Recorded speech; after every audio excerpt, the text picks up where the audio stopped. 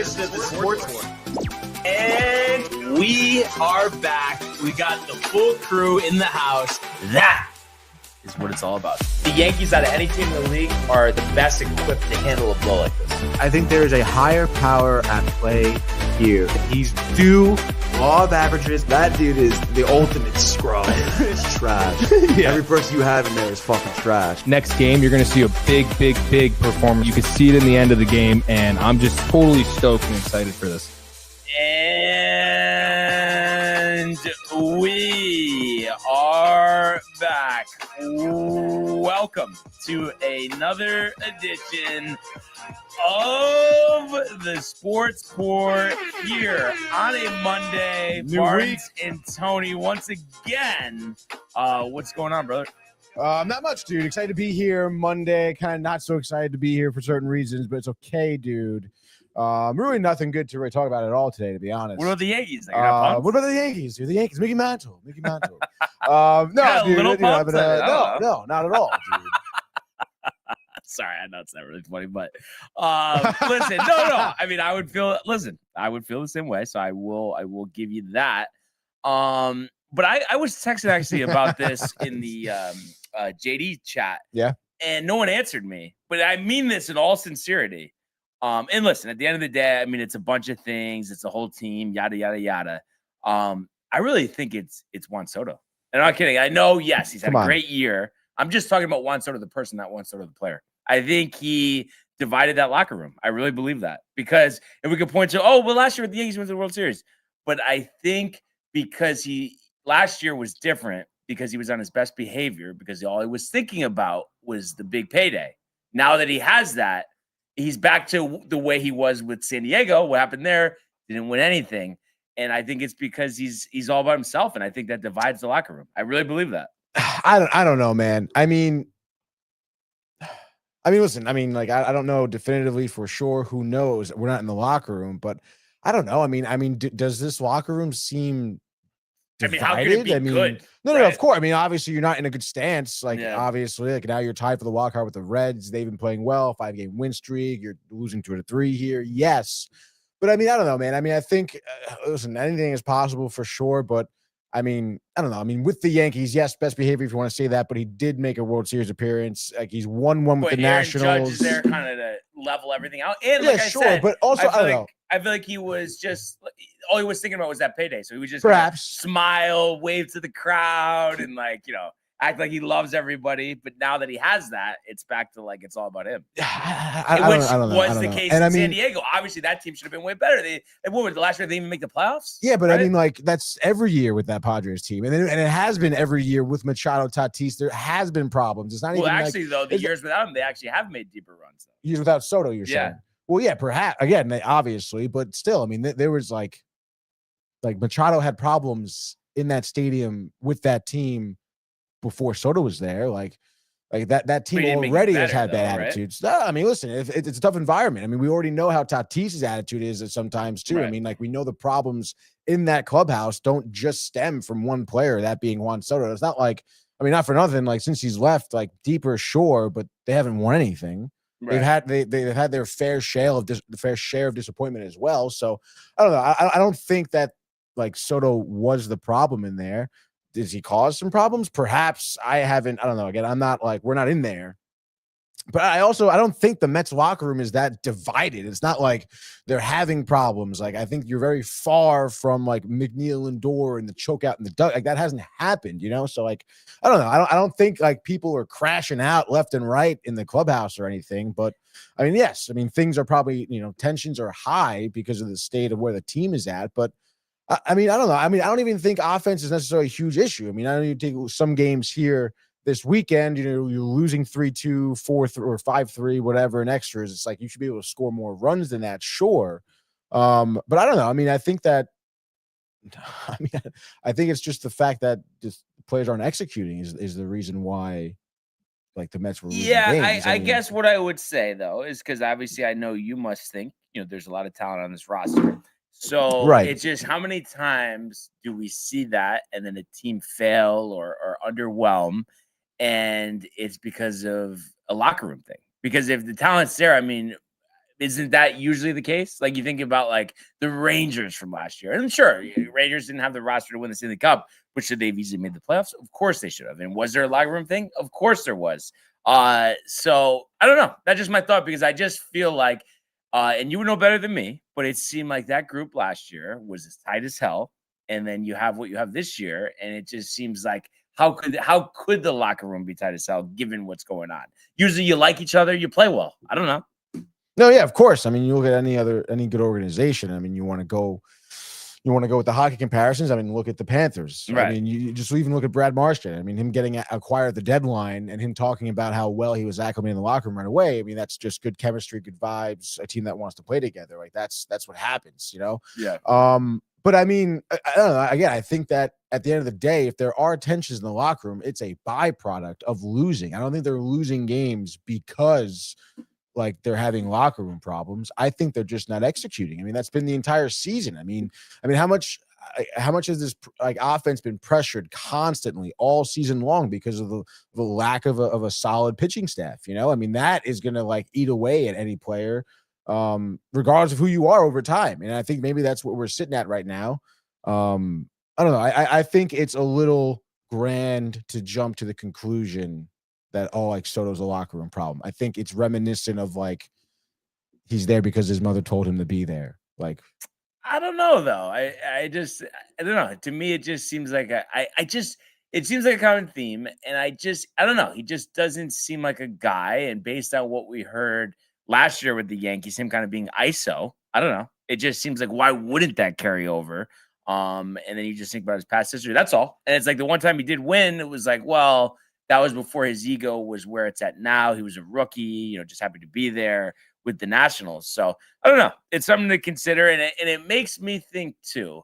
And again, you know better than me. And you don't like a ton of changes, with your teams, but that, especially if this ends up being a collapse and the Reds end up catching them, that you would have to think about a new manager. And it's interesting. Like obviously Mendoza comes from the Boone, mindset, and just, I don't know, just that maybe you need somebody in there tougher. I mean, I don't know. What do you think about that? I mean, do you think that something you would think, Steve Cohen, obviously coming from his financial background, you would think some type of change has to be made should they not make the playoffs, or even if they do and they don't win in the wild card series? I mean, given the payroll expectations, all that, right? I mean, something has to change. Yeah. I mean, it's tough, dude. I mean, the Stearns Mendoza connection. Again, I mean, I don't know. I stand by Mendoza a lot for like what's gone on this year. I mean, I think he had a really tough job. Again, the carousel around the bullpen, the starting rotation, dealing with injuries, dealing with rookies coming up. I mean, I think there's something to be said that these three rookies are doing well. I mean, I think that's indicative of a good manager. I mean, that guy is, they're asking so much of these rookie pitchers in high pressure situations to start and have quality starts. And for the most part, I mean, he's getting them. He's getting that out of them. Tong gets a bounce back start, after not pitching an inning prior to that, So, I mean, I think that like those things are indicative to me of a good manager. He's helping rookies like progress into better players. So, I mean, there's a lot of good and bad you can point to, obviously, across the board. I mean, that's why the Mets that's why they're at right now. Like, that's the big reason why. So it's like, I don't know, dude, it's tough. I mean, me, you said it before. I don't like change. I like just kind of really see things play out. And I guess I kind of still stand. I mean, we at that position, we talked about it, before, I think with Stearns, maybe a week or two ago, where it's like, obviously, yeah, a lot of problems in terms of who, the names he put on this roster. But I mean, it's like, I feel like you have to give him a chance of an offseason to reevaluate how he evaluates a roster and players and pitchers specifically, and where he can allocate his money better. I mean, if he does do that, he needs to do that in the offseason for next year. So I don't know. I'm sitting here under the, I guess, belief that these two guys still deserve their job. I mean, I don't know. I mean, if Stearns can adjust, I mean, he is a good GM. I mean, he's made good moves too. I mean, the good and the bad, you have to take him with that. And I feel like, I mean, I don't know. Don't you think he warrants like, I mean, yeah, obviously like a meeting, clearly with Cohen and a reevaluation of certain things, but I don't know. I mean, are there better, like you have to give me a replacement that's better than is really what you have to pitch to me, like who would be better? Yeah, but I just think it to me, it screams the lack of accountability. Signing Frankie Montas, the trades you made at the deadline, and then you want to pump your chest about bringing up some guys in the system. I don't know. I just think, to me, with a guy who has unlimited budget, unlimited resources, there was definitely some short-sightedness here. And especially from the manager perspective, it's results-oriented business. Nobody feels bad for them. You had full, autonomy to do whatever you want. No, yeah, and honestly, I don't know, but I mean, does he really though? Because going into this season, Cohen talked about, himself, kind of looking inward and reevaluating his, I guess process of just having as much resources and money as possible to go out there and spend money. He talked about dialing it back a little bit with that. So maybe, but dialing it back with a $420 million payroll. Well, I think it was more so he was looking at the Scherzer deal, the Verlander dudes. I paid a lot of money for these guys, and it didn't really pan out. So I'll just give Soto $650. No, I'm just obviously looking at Stearns, you want to go to the bargain bin in terms of his idea around the pitching rotation. But the wrong idea, though. Yeah, but I'm saying that was probably something perpetrated by Cohen. Yeah. This is what I kind of want now. Maybe for pitchers, you think you can kind of nickel and dime corners, get bargain bin pitchers who can make their way through seasons. Do that, and that's what Stearns did this season. So I think that there's no way that wasn't also it's not like Cohen is you have as much money as you want, do whatever you want, and Stearns is no, I'm going to do this instead. That is definitely something they talked about. But the only reason I just am not fully buying that is because this was his ideology before he even got to the Mets, that you don't give pitchers big contracts. Right. No, but I'm saying that, that's why Cohen brought him in though, because he knew he talked about this before the season, that he was going to change the way he was spending money, spend it not necessarily more conservatively, but I guess more smart or whatever. And I'm not exactly sure the exact terminology he used, but regardless, that was, I think, some type of aspect he was looking to, I guess, shift gears towards this season. But again, not working, there has to be some type of medium here. You have quality, you clearly need quality pitching, right? Quality bullpen. Yeah. But I don't know. They got the short end of the stick for a lot of the moves they made. I still stand by most of them were good, really, other than Montas deal, to be honest, dude. And maybe Clay Holmes. Manaea. I know he did pitch well last year, but track record wise, was he the guy that you were paying him for? I think they should have realized his injury. Okay. And been yo, this is definitely going to be a dumpster fire. I think that was probably the mistake there. Because honestly, if Manaea doesn't get injured, doesn't have the bone fragments, can still throw like he normally would, not have to adjust his arm angle, probably is going to be a great pitcher. He's probably going to, again, put another season together like he did, prior to this year's. So, but again, that's foresight that team needs, that a GM needs, that the people around him need, So that's definitely a lot of shortcomings there. And again, I don't know. I think another year of that, can these guys, but I don't know. Maybe that's just my opinion. It is just my opinion, perhaps. I would love to honestly hear from other people, but and I would think too, right? Steve Cohen has to be fuming.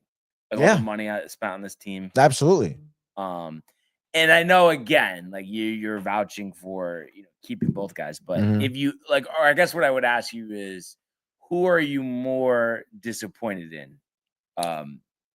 Mendoza or Stearns? It would definitely be Stearns for the Montas and even the trade deadline. You're giving up exactly, assets, but you don't. These were all rentals. You didn't get anybody that's beyond this year, and maybe you didn't want them beyond this year. But then it's you kind of gave up. I don't know, some guys that are good. I know the outfielder for the Giants, Gilbert. Performing Gilbert, well, and obviously Rodgers hasn't been great. Obviously, that's something you look at. Yeah, and Gilbert was the guy that came over from the Astros. When you got rid of Verlander, right. So and that was a big deal, honestly, at the time, because wow, you got to get this young guy out of here, and it's now you're not going to see him at all. And like you said, it's you have a prospect. He's an outfielder. Could have used him at some point in the near future for sure. And it's it obviously looks worse because the people you brought in were, not great. Helsley hasn't been good, obviously. Rodgers has been kind of so-so, I guess. Mullins has been a disaster. Mullins has been an absolute disaster. And it's also there were other guys available, like Duran. Oh my God. For Philadelphia. I don't know why. I don't know. Maybe the Twins just like the Phillies package on that one, but I don't know why he wasn't more sought after. Kind of crazy, dude. And I kind of like, I'm trying to think about it. I feel their package wasn't anything that crazy. Right. Everybody kind of touted them for that. Yeah. Yeah. So, again, I mean, those are moves that Mendoza should be seeing. And it's like, all right, like what the fudge, man, Right. So I would say Mendoza more disappointed in, sorry, not Mendoza, Stearns. Stearns more disappointed in. Now, hard to say. I mean, I guess actually technically right now, if the season ended, they would actually be out because the Reds have the tiebreaker. And of course, as a fan, I mean, listen, if it was the same situation for me, I would say, okay, yeah, we're gonna do what we need to do. We'll get in. But I mean, I don't know. I guess what's like your prediction or level of confidence here that they could, these 6 games, do what they need to do to get that third wild card? I mean, I don't know. It's tough, dude. You got the Cubs and then you have Miami. You didn't do well against Miami last time out, but I'm not sure who Cleveland has, Cincinnati rather has. Obviously they're doing well. I mentioned the 5-game win streak. They mentioned the it Cubs, on DNR. dude. I forgot who Looks like they have the Pirates. Okay. But the Pirates at home or Pirates on the road? Pirates in Cincinnati. Okay. And there is a Skeens in there. So I guess that's good. And then you're playing Milwaukee, who it's like should have it wrapped up, but maybe not with the home field with Philly, depending on what happens this first series. Right. So they could have something to play with, and they're in Milwaukee. So, I mean, I don't know. I guess you feel kind of good about that. But, I mean, regardless, I mean, I don't know. I mean, they're playing great ball right now. Right. 4 games sweep against Chicago. And, I mean, obviously, Mets play Chicago now. Chicago tight, wants some wins. I mean, I guess – I mean, the Mets have the offense to win the next 4 games, which is what they would need to do at least. Because I mean, again, you think that Cincinnati against Pittsburgh 2 out of 3 probably. Yeah, it may be a sweep, really. Maybe a sweep because again, we've seen Skeens losing games 1-0, 2-0, whatever this season. And then I don't know. You assume you lose 2 out of 3 against Milwaukee. You hope for that for the Reds. Yeah. Yeah. So let's say I don't know. They win 4 out of their last 6. You got to win 5 out of your last 6. Then you got to win 5 out of your last 6. Yeah. So, I mean, are you 50-50 like in terms of getting it done? Or? I think that would be a good point. Yeah. A good percentage to put it at 50-50 at this point. Yeah. Yeah. So, it's going to be, an interesting, final week, and we'll talk about baseball more in a second. But the Yankees hanging on to slim hopes of winning the East, but in good position after taking 3 out of 4 from Baltimore to get the number 1 wild card home field advantage for that series. So we'll keep an eye out for that, and we'll talk about it in a second. But obviously, on Monday morning quarterbacks, we are. Let's go to the world of the National Football League. This kid is special, man. You didn't even think to do that. Gonna run for it. He got it. And there he goes. Oh, the play of the year in the NFL. Throws intercepted by Surtain. Nobody's gonna catch him. Jones to the end zone. Touchdown. Quincy Williams leveling Murray. There he goes. Jamar Chase. Not yet. Touchdown Bengals. Stafford. Williams. What a hit by Buda Baker. Buda Baker just saved a touchdown. So today's NFL segment is brought to you by Velvet Llama, premium canned cocktails crafted by NYC bartenders with a playful spirit. Enjoy their award-winning espresso martini with Italian espresso and chocolate notes, the crisp mashed potato mule with Nigerian ginger, or the spicy margarita with organic agave and jalapeno. Available in 8.4 ounces at 10% ABV or 12 ounces at 5% APV. These ready-to-drink treats are made with the finest ingredients. Grab yours at velvetllama.com and ride the smooth wave with Velvet Llama. And I did see we had a couple comments before we get started with the football, if you want to start there. Whoa. Yes, of course, dude. Microphone was muted there. Yo, Josh B, not muted, says, yo, what up, fam? Pumped for tomorrow. Let's go, Josh. Let's go, dude. Derek Ho says, hi there. Donna Lee in the house says, good morning, all. Good morning, Donna. Hope you had a great weekend. And then my mother, having a good time, says, hi, Aunt. Dad and I are at Perkins. Perkins, I mentioned to you probably on the show a couple times. kind of like I guess you can say it's like a chain diner. I've been in one in Florida. Oh, you have been in one in Florida? Yeah, I didn't dude. know they even had them here. Yeah, dude. There's not a lot left. Okay. But there's probably on the verge of chapter 11. Yeah, probably, unfortunately. But they have a great set of pancakes. And she says pancakes and omelets. Had a doctor's appointment early on the Monday. Dad took off, I guess, which is nice. Boy, dude, I could definitely house like a stack of pancakes and some melted butter on it with the syrup, dude. I never have pancakes, but the ones I had in Ohio at the IHOP there were unbelievable. And IHOP, another one that seems like they're doing that well. That location, though, very well run. In Ohio, I think you are due, Tony, especially because you need your your college football experience. But for a trip to the Horseshoe, the $3 drinks at the bar, the $13 IHOP bill. I mean, I think it would suit you well. I may not want to leave, dude.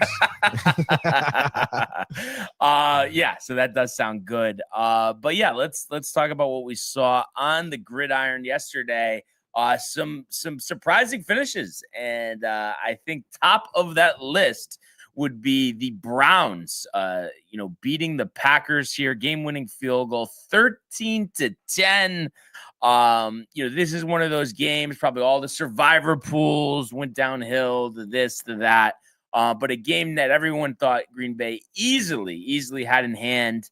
And this was a come from behind victory, I believe. Yeah, Green Bay up 10-0 after 3, but outscored 13-10 there in the fourth quarter. And of course, the 55-yarder won it at the horn from Andre Schmitz, a guy that I'm not too familiar with. But of course, the big play before that, the blocked field goal, just a win that I, really did not see coming. I mean, it just seemed like the Browns, who had really gotten, thrown all over the previous week, against the Ravens, to even keep this thing close, was shocking to me. But you make a big play, a blocked field goal. We obviously saw it go the other way in the Jets game, which we'll get to. But I don't know. I guess it's just maybe sometimes, is it a combination of the Browns kind of feeling like, no one's giving them a shot, and, there's no expectations for this team this year. So they kind of play free, loose, and that's how you win a game. They did sack Jordan Love 5 times, picked him off, obviously had the blocked field goal. Is that why you see a result like this, coupled with the Packers thinking they're just gonna, go in there and just dominate and maybe not have the same intensity? Maybe that was it. I think you can maybe lack of intensity, I think was maybe a good way to describe it, Brian, because it's like the offensive line just was playing down. It's really everyone on the Packers was playing down. I forget what receiver is injured, dude. I forget. Reed? Jaden Reed. Maybe you're missing him a little bit. he's been, pretty electric for you even since last season. So, but you should be able to bring Jordy Nelson out of retirement and beat the Browns. Yeah, honestly, dude. And it's like, you're still, Romeo Dobbs is pretty solid. Yeah. Golden, right? Come on, dude. You do have pieces there. Jacobs, so I think you summed it up, as well as you could, dude. Just maybe thinking you're going to steamroll the Browns here in their own town. And then, at that point, like once a team kind of gets you on your heels, it's over, dude. Lack of preparation, not good. Yeah. So it's one of those things. I think the Packers will still be fine. Yeah. I don't think you want to sound the alarm yet. Maybe next week, if they were to fall in that big Micah Parsons reunion game in Dallas. Obviously, we know they have that one circled on their calendar. I don't know how much success they will have, but that is going to be a big one, Packers and Dallas next week.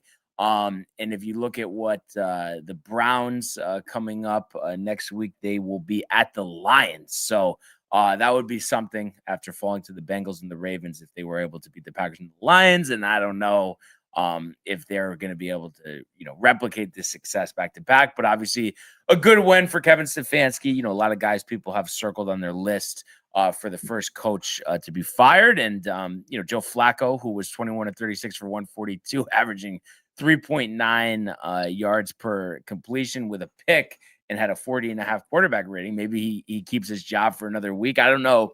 I still don't get, though. Because listen, those numbers weren't even good. It's like, why he's even starting and why you wouldn't want to get an extended look at Dylan Gabriel and Shador, because I would think you're going to have a top pick in this coming draft. And, you want to see if the guys you have on your roster will be able to get the job done. I mean, and I think most people didn't think the Colts had that guy on their roster. And if they did, they were thinking, oh, maybe Anthony Richardson turns it around.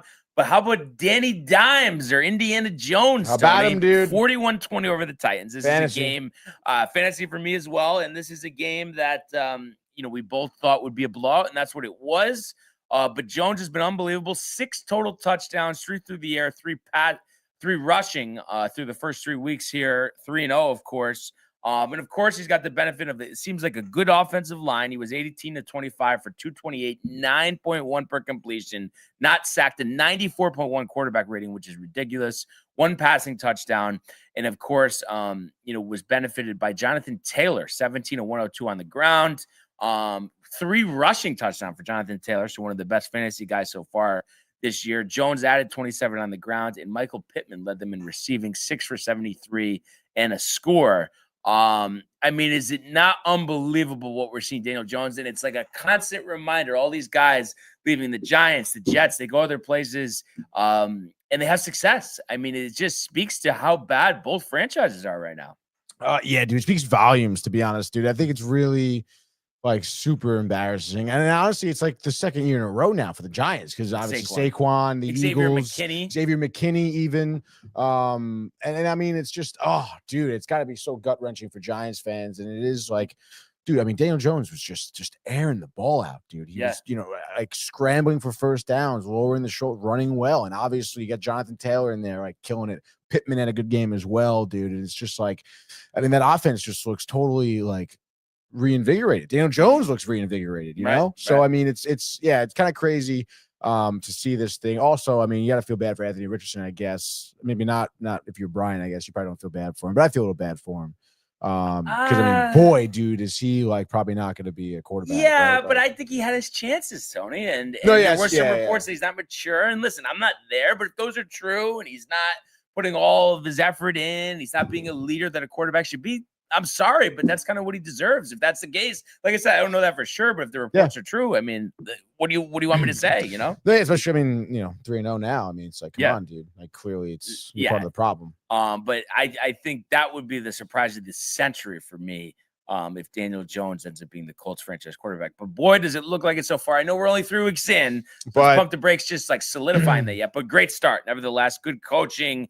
Good talent around him, so I mean, it's kudos to him, that's for sure, because it would be easy by now to have just kind of given up and be down in the dumps for the way his career had gone up to this point. Do you think that it's like Dolphins, Broncos, Titans, like kind of somewhat, I guess, easy-ish? Like maybe next week Rams, then if they win that game, then you're kind of like, holy shit sort of deal? Yeah, I mean, the Rams will be gunning all out, and we'll talk about their collapse in a second and the block field goals and all that. But Sean McVay is going to have them ready to go. So that would be impressive. I think their defense is good despite that loss. So, let's see what happens. But a great story so far. Cam Ward, 0-3 through his first 3 career starts. Wasn't terrible yesterday. 23-38, 219, a touchdown and a pick. And Tony Pollard had a rushing touchdown for Tennessee. And who knows? Maybe they'll have back-to-back number 1 picks 2 years in a row. They're at the Texans next week. They're obviously starting for a win at Cardinals, at Raiders. So 3 straight home games after 3 road games after 3 losses to start their season. So we'll have to see what happens there. But obviously not the start they were hoping for at 0-3. And moving along, the battle of the backup quarterbacks was not close in Minnesota. How about the Vikings? 48-10 over the Bengals. Carson Wentz picking up the win, filling in for the injured J.J. McCarthy. 14-20, 173 and 2 touchdowns. Jordan Mason torching the Bengals on the ground. 16 carries for 116 yards and 2 touchdowns. And the Vikings, coming off the disappointing loss the previous week, bouncing back in a big way. And obviously Mason had a lot to do with the success and the points on the board in this one. But I think nevertheless, after, really getting blown out by that game against the Falcons, pretty impressive for Minnesota here. And I know they were facing a backup quarterback, but to dominate in this way, I would think you would feel pretty good if you were a Minnesota fan. Yeah, I mean, you got it. Kind of crazy too. Carson Wentz, they said I think he's the first quarterback. 6 different teams, 6 years in a row. Yeah, 6 years, 6 starts Yeah. for 6 different teams as a quarterback, which is like absolutely ridiculous. When you think about Carson Wentz's career. And yeah, I mean, I think we kind of talked about the Vikings holding on a few games here with Wentz, right? And the possibility of that happening. I mean, obviously, in terms of receivers, Hawkinson, Naylor, Jefferson, getting some good receptions too. I mean, Wentz has a lot of different weapons and options across the field, and I don't know. I guess you got to feel good if you're Minnesota. It is against the Bengals, it is against the backup there, and Jake Browning kind of struggled a little bit, but. Get a win under Carson Wentz's belt here with the Vikings. You're 2-1. You're set up for some success for sure, dude. Yeah, and I'm sure obviously they don't feel the need to rush McCarthy back. No. And they will be in Dublin next week. That's right. The Steelers there. As the international games we love continue. And like I was saying, in all seriousness, though, even though I think the international thing is ridiculous, it is nice to have the full football, from 9:30 till 11. Talk about a full day. The Bengals get the Broncos on Monday Night Football next week, so it doesn't get easier for Cincy, as we know they will be without Joe Burrow for at least the next 3 months, possibly the entire season. So it'll be interesting to see how Zach Taylor and Jake Browning keep things afloat there in Cincinnati. So yeah, that was quite the blowout there. We had a close game between the Steelers and the Pats. The Steelers moving to 2-1, 21-14 over the Patriots here. And it wasn't a great game by Pittsburgh by any means. Aaron Rodgers only threw for 139 yards, but did have 2 touchdowns and a pick, but a QBR of 42.9. They couldn't run the ball, 2.5 yards per carry. Kenneth Gainwell with a rushing touchdown. Calvin Awesome and DK Metcalf had receiving touchdowns. The difference here, the Patriots with 4 lost fumbles is why they lost this game, because Drake May played well, 28-37, 268, 2 touchdowns, a pick. He also ran for 45 on the ground, and he found Hunter Henry 8 times for 90 yards and 2 touchdowns, but wasn't good enough. It's just one of those things. You don't know what to think of Pittsburgh, but 2-1, obviously a solid start. I don't think the defense has been obviously you had all those fumbles yesterday, but a lot of those I think were self-inflicted, but doesn't feel as dominant as we've seen in the past. And, I was with Jokery yesterday, and he was kind of saying that, he thinks the defense is terrible. But obviously you're happy with the win. But I think the Steelers definitely, have a lot to prove. Got lost by 2 touchdowns the previous week, beat a Jets team week 1 by 2. That's 0-3. But obviously you're still happy with a 2-1 start. If you're the Steelers, yeah, definitely. And I guess your secondary has been pretty disappointing. Your front line, getting Drake May 5 sacks is pretty solid, but fumbles, but like I said, it felt like those were giveaways. More of the Patriots problem. But dude, I think the defense has been lackluster, and like you said, you're not sure what to think about the offense. I guess having Metcalf is still cool. His ability to jump up for any ball really is until he goes postal, because he's only getting 3 catches a game. Rodgers isn't looking great. Dude. But hey man, I guess who knows what Rodgers can turn into? Gets his first career win at Gillette. Did you know that?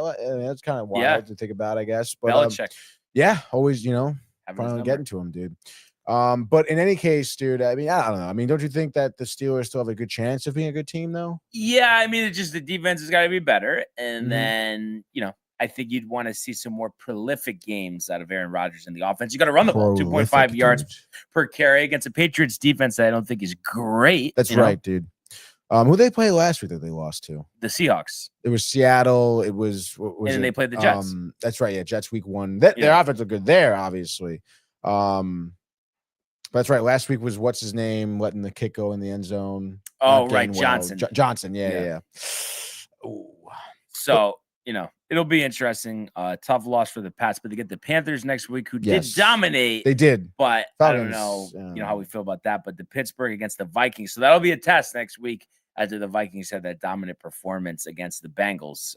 So we'll see what those teams look like, across the way there. Mm-hmm. And then the Rams with a shocking fourth quarter collapse, led by 5, but 12 unanswered there, and 2 blocked kicks give the Eagles a win. How about the Eagles going back to their passing ways? Jalen Hurts with 3 touchdowns. A.J. Brown, to the happiness of fantasy owners like myself, finally getting involved again. Finally. Good to see him, going downfield. As the Eagles didn't really run the ball well, only 86 yards on the ground, 3.2 yards per carry. Hurts had his usual rushing touchdown, so 4 overall. But Brown 6 for 109 in the touchdown. Devontae Smith 8 for 60 in a score, and Dallas Goedert had a 33-yard rushing touchdown. But obviously, the thing that wins them the game, the 2 block kicks, including the walk-off at the end there.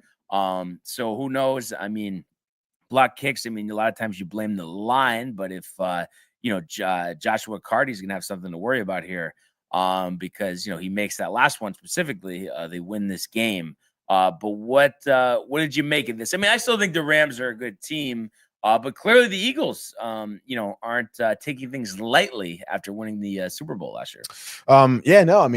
They got still a very good, well-rounded team. You mentioned special teams issues and for the Rams, but also, I don't know. I just feel like, Jalen Hurts has a great game. Maybe not efficient necessarily, but 226 through the air, 3 passing touchdowns and a rushing touchdown, right? Yeah. He was all over the place. I think he got, again, also to, I think, fantasy team owners surprise and happiness as well. 4 total touchdowns, yeah. Yeah, dude. I think he had like 30 points.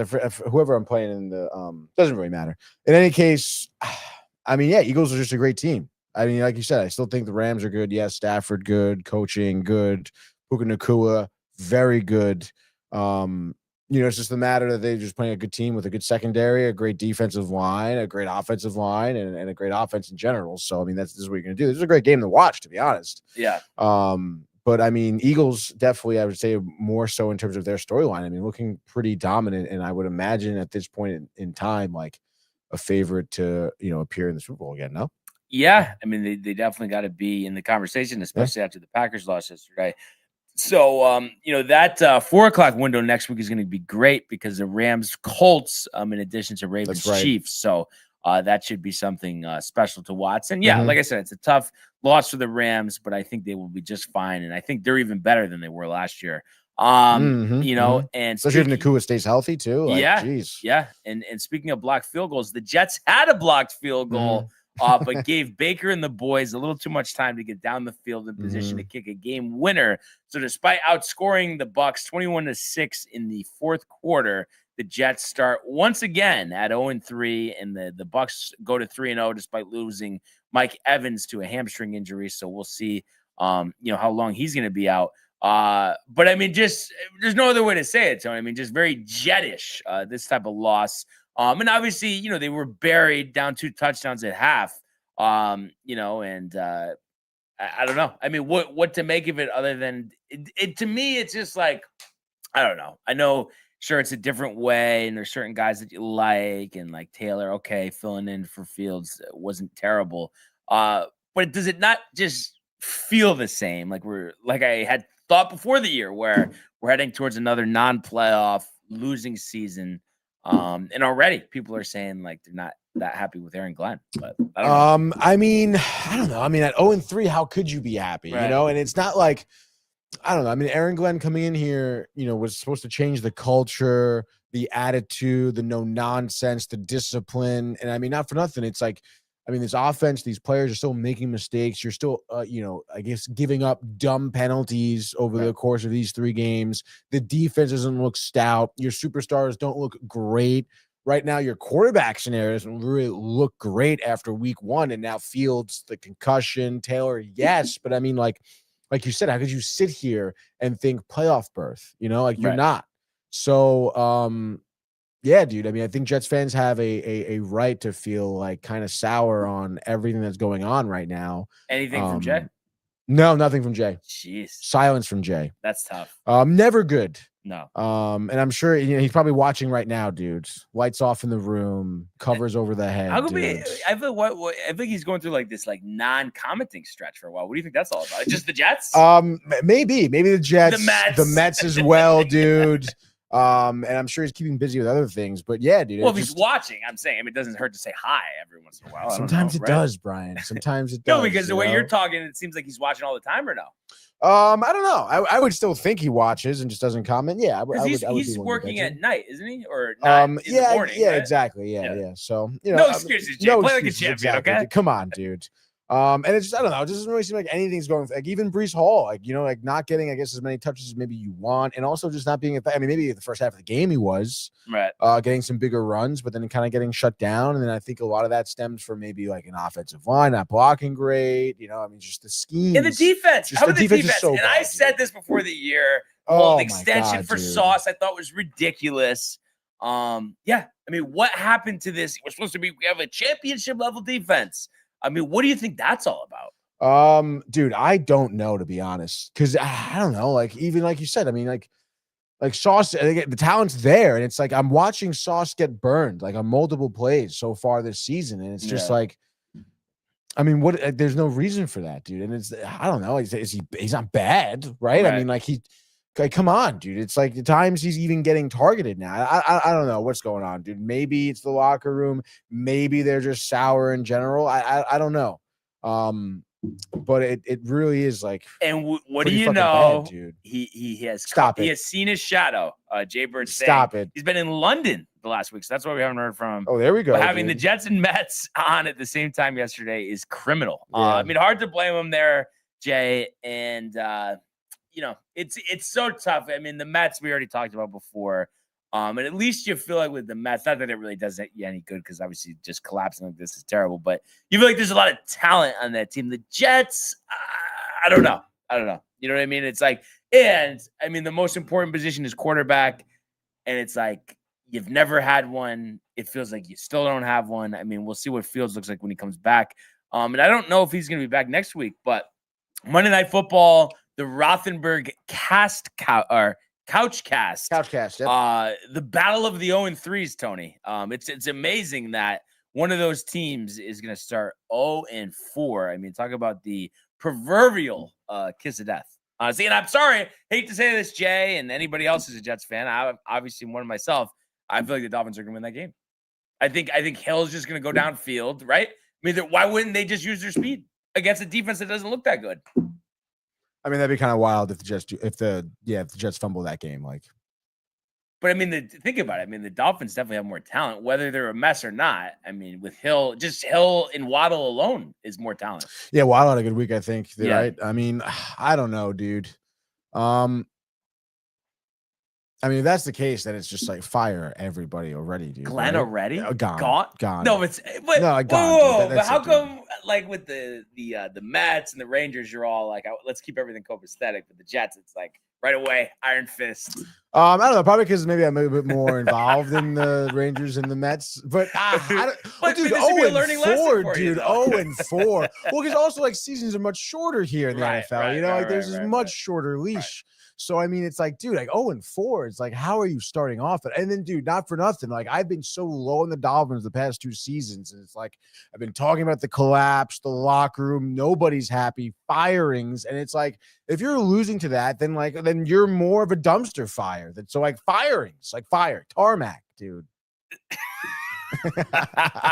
If only Jay thought it was as funny as we do. Oh my Must-win game next week. Yeah. But I know this is one of those things that I know Jay, but the way he's saying that, he's expecting to win. But and he says also the Jets have talent, but I feel like the Aaron Glenn experience might take a couple of weeks to take. In fact, definitely true.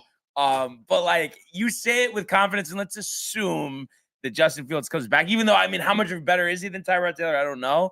But I mean, you're feeling, I mean, how could you feel good? But I'm just saying, like, you're feeling confident because the Dolphins are such a mess. The Jets are going to win that one. Yeah, I do think so. And I think, I feel like if it's Fields out there, he'll be running around. If it's Taylor, he'll probably figure out ways to air the ball out. I mean, like you said, he looked okay this past week. So, I mean, I don't know, man. I mean, I feel like the talent on the roster is there for the Jets. Maybe not as much as Miami, but I mean, you would imagine their mental state is, I know they're still 0-3, but somewhat in a better position, you know? Right. Like, I feel like Miami, I feel like Tyreek Hill has to be thinking punt on the season, right? Like, get me out of here. Right. So I don't know. And I feel like there's Jets players in the roster that are still fighting for a chance, you know? I feel like, you know, Taylor's fighting for something, right? Yeah. Yeah. I don't know. But I also, don't you think too, I mean, again, I mean, what the whole league probably has, but like, it feels like the Dolphins have had the Jets numbers for a while now. Even though the Dolphins haven't been anything great, but they're better than the Jets, right? I mean, that's right. And losses. So I don't know. We'll see. I mean, if the Jets drop to 0-4, I mean, are you ripping up the papers or fire? Like, you want to fire Glenn? Like, you or like, can't, you can't. You can't. But you would can't. you though?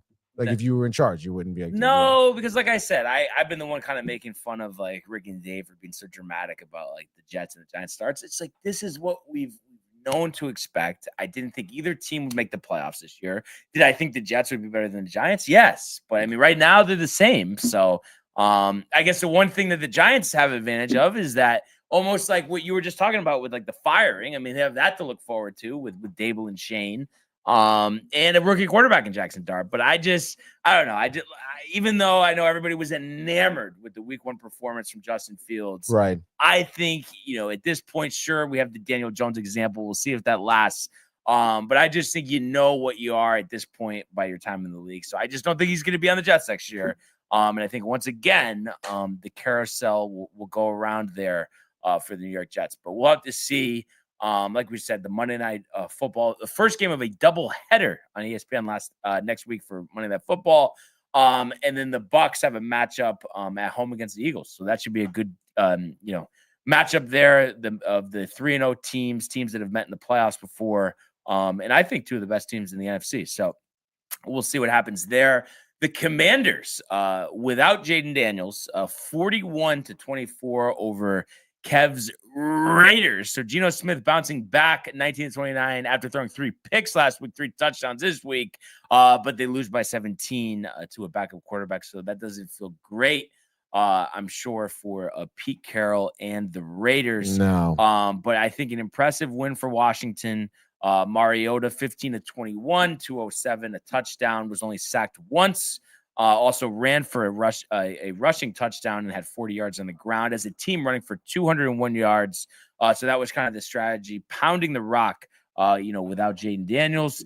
And then, for the Raiders, like I mentioned, Smith with 3 touchdowns, so actually played well, but was sacked 5 times. And Austin Gentry still has not been able to get going on the ground, only 3.7 yards per carry, 63 yards at 17 attempts.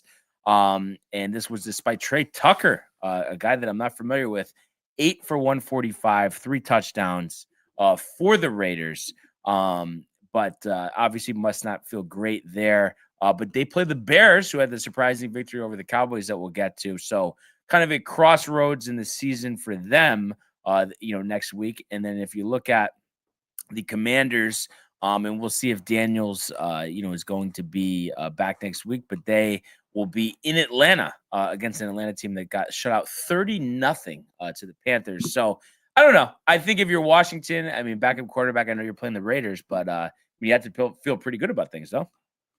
Yeah, I mean, definitely, dude. I mean, you're kidding me? I mean, Mariota, the Commanders, 2-1, and you feel like, again, another team here, backup QB, which is kind of wild. I feel like so many teams had their, quarterback position depth tested this week, and a lot of them coming up pretty big. I mean, again, Mariota keeping things kind of in the stadium here, which is great because another team we talked about sneaking by here, a couple wins, milking about Daniels. But also it's like, I don't know. I mean, am I really surprised? I mean, I feel like the Raiders, another organization that I've kind of been hammering a little bit in terms of just being an absolute dumpster fire, I guess continues to be that. I mean, a defense that's letting up 41 points to a backup QB, 200 on the ground. Not great, dude. Yeah, no answer for the running game, Yeah. Especially someone like Pete Carroll. I mean, I don't know. You think of the stout defense he's had previous years of his career, not good. So we'll see what happens, with both those teams. And I don't know, even though they looked, obviously the defense got torched, I feel like they're going to beat the Bears next week, the Raiders, but, we'll see there.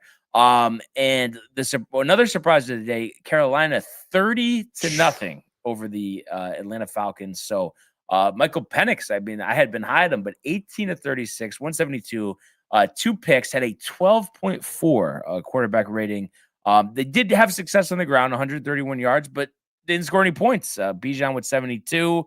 Their leading receiver, Drake London, 5 for 55. And the Panthers, it's funny, you look at their offensive numbers. Bryce Young threw for 121 yards, 5 yards per completion, but only sacked once, 70.2 quarterback rating, and they ran for 110 yards on the ground. Dowdle and Bryce Young with rushing touchdowns.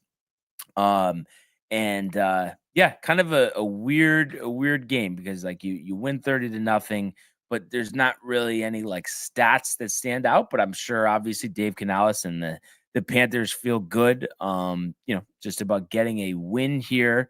I would think you just you take it and run with it. But kind of interesting with the Falcons. I don't know.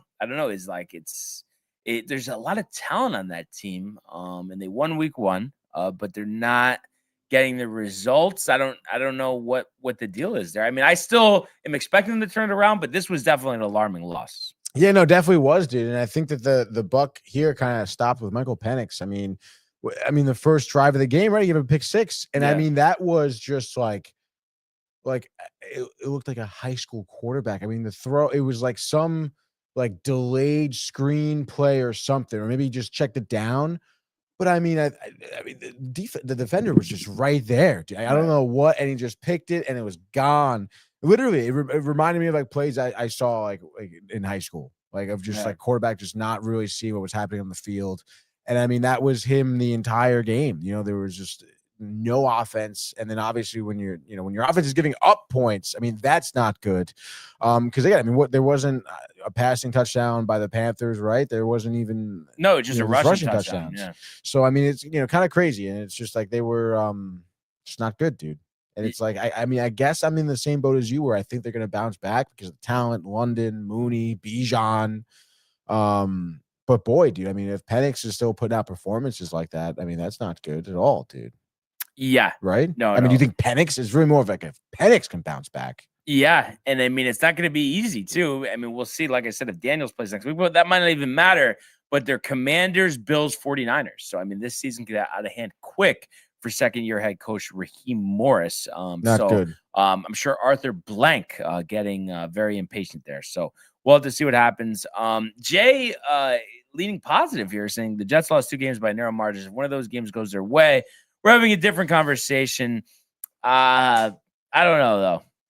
I just think, I mean, we'll see how good the Steelers are. And it's still, is it not epic collapse, though, Tony? Whether the margins are close or not, it's epic collapse. And the defense, your calling card is supposed to be defensive running game. That defensive running game has been absolutely shit the last 2 years specifically.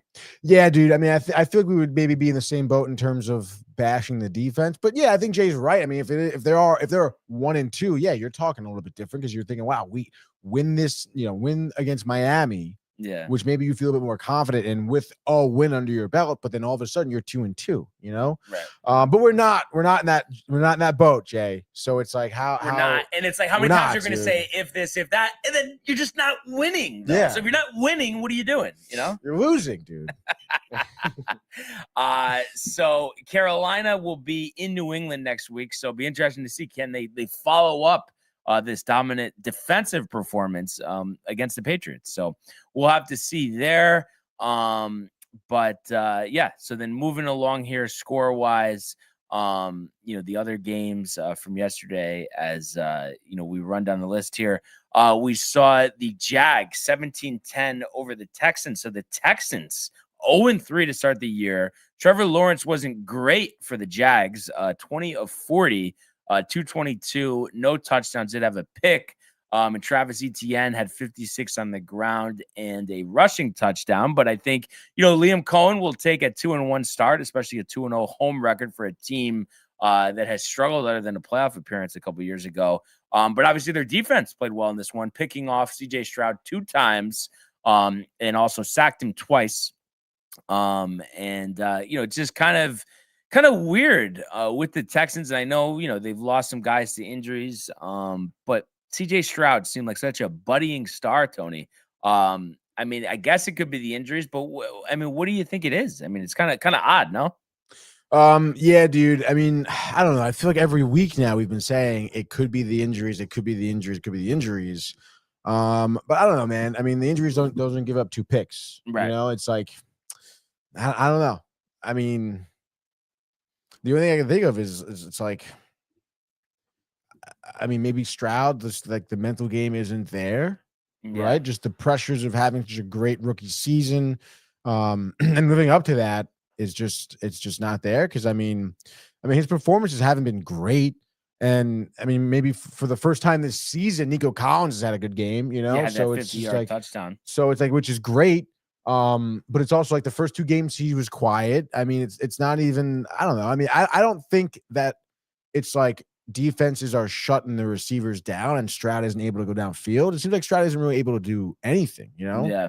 Even, I mean, I guess he's had some good like rushes, I guess, over the past few weeks, but still, it just doesn't look like he's in command in like the sense of, I guess, comfort, you know? And I don't know. I mean, I don't know. I mean, do you think to him it's the injuries? I mean, I don't know. I think it goes beyond that. I mean, I understand how torn up he was. I mean, dude, the guy was like crying when Tank Dell got injured, you know? So it's like, but I mean, that's gonna happen, dude. You gotta you gotta upward and onward here, you know, you gotta figure things out. You have other targets to hit. So I don't know, dude. It just maybe that's the only thing I can think of. Just the mental game for Stroud just isn't there. Well, they're going to play Tennessee next week at home. So you don't beat that game. You don't win that game. I mean, I think D'Amico Ryan's seat will be getting quite warm there in Houston because, you know, they've just been a team that for a while now, you know, just hasn't been able to get over the hump. And, you know, we'll see what happens there. But for Jacksonville, like I said, I mean, I think, you know, they'll be happy here with a 2-1 start. And I know Lawrence wasn't great, but you just want to win these games and the fact that your defense is playing well, but they have a huge test in Santa Clara. Everyone will see that in the 405 window next week, but still nevertheless, a good start there. For Jacksonville, you know, for Liam Cohen, yeah, you know, in his first year, 2-0 at home. 2-0 at home. You know, a team that hasn't won too many home games recently. Yeah. So we'll see what happens there. But moving along here, we saw the Chargers, a throwback AFC West matchup here with the Broncos, 23-20. You know, outscoring the Broncos 10-3 there in the fourth quarter to take this one.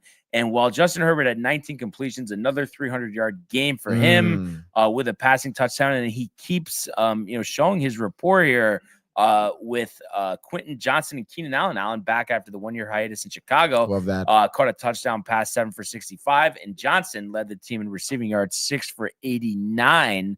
Najee Harris might be out for the season with an Achilles injury, but they do have a Marion Hampton, who they took in the first round last year, 19-70, and had a rushing touchdown. And defensively, they sacked Bo Nix twice with it, and you know, held him to a 38.5 quarterback rating. So Denver, it's crazy how things unravel.